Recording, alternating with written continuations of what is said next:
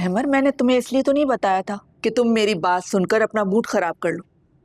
बस उस दिन मुझे मुर्तजा का रवैया कुछ चुभा था, इसीलिए तुम्हें कह दिया कि आइंदा जरा बुलाने में एहतियात करना। अम्मी, चचा की तो आदत है, किसी की तरक्की बर्दाश्त नहीं होती उनसे, फौरन जलन का शिकार हो जाते हैं। अपने बेटे को सिवाय हा हा ही के कुछ सिखाया ही नहीं है। बस साबित हो गया ना कि ऐसे लोगों को खुशी के मौके पे नहीं बुलाना चाहिए। वैसे भी मुझे तुम दोनों की बहुत फिक्र रहती है, अपना बहुत ख्याल रखा करो। नजर बहुत बुरी चीज होती है, ये तो ऊंट को भी हांडी में उतार देती है। आप किसको बता रही हैं? इनका तो काम है कि हर बात को रफा दफा कर दो। मुझे बताएं, मैं जाके पूछता हूं ऐसा उन्होंने क्या कहा था। तौबा है तौबा, एक तो मुझे इसके गुस्से से हर वक्त डर लगा रहता है। बात बाद में सुनता है, पहले कूद जाता है। कुछ भी नहीं है, कुछ किसी ने नहीं कहा। क्यों ना कूदूं? मैं उनसे डरता नहीं हूं।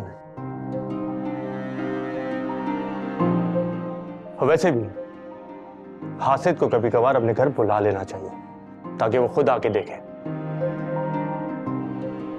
कि उसके हसद करने से हमें कोई फर्क नहीं पड़ रहा, ना ही हमारा कुछ बिगड़ रहा है। बिगड़ेगा तो उसका खुद बिगड़ेगा। यार, तुम बात को कहां से कहां ले गए हो हिसार।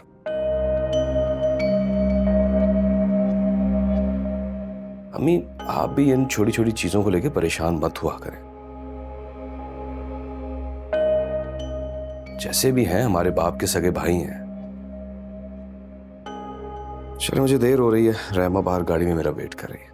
अच्छा जाओ, खुदा हाफिज। क्या है ना, ये तुम आज यूनिवर्सिटी नहीं गई? भाई, आज मेरी इवनिंग क्लास है ना। ओके, मुलाकात होती। अल्लाह हाफिज अम्मी, जा रहा हूँ। खुदा हाफिज।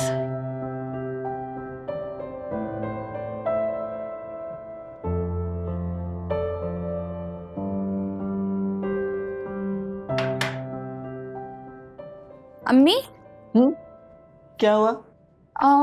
वो अहमर भाई चचा की क्या बात कर रहे थे? आप क्या कहा चचा ने? उसने क्या कहना है, तुम्हारे चचा का दिमाग फिर से उल्टा चल पड़ा। एक तो जलन की आदत खत्म ही नहीं हो रही उसकी। पता तो चले कि बात क्या हुई है। तुम्हारे भाइयों का बिजनेस उससे हजम ही नहीं हो रहा, मेहनत करके इस मकाम तक पहुंचा है, और अब तुम्हारे चचा दबे लफ्जों में कह रहा है कि इस कंपनी में वो बराबर के शेयर्स का हिस्सेदार है। अरे कहाँ से, सारी जान मारी करे मेरी औलाद, और हिस्सेदार बन गया ये। क्या चचा ने शेयर्स अलग करने की बात की है? अब ऐसी भी अंधेर नगरी नहीं मची हुई, और कौन से शेयर जो वो अपना हिस्सा मांगेगा। अभी तो आप कह रही हैं कि वो सिर्फ मुझे जता रहा है। दबे लफ्जों में कहता है कि अब्बा ने इस सन में कंपनी बनाई थी, ये मशीनें यहाँ से मंगाई थी, इतनी मेहनत की थी।